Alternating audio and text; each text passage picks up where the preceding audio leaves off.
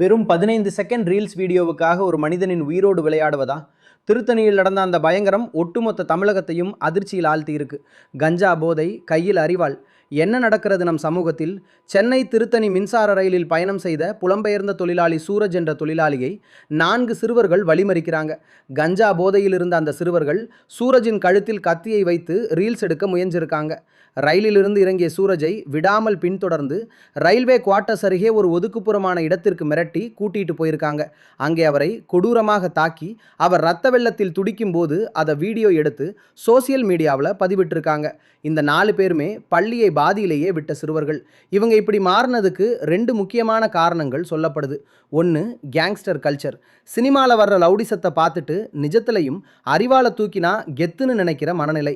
2வது, தமிழகத்தில் கட்டுக்கடங்காமல் புழங்குற கஞ்சா உள்ளிட்ட போதைப் பொருட்கள். இன்னைக்கு அந்த சிறுவர்கள் சீர்திருத்த பள்ளியில் இருக்காங்க.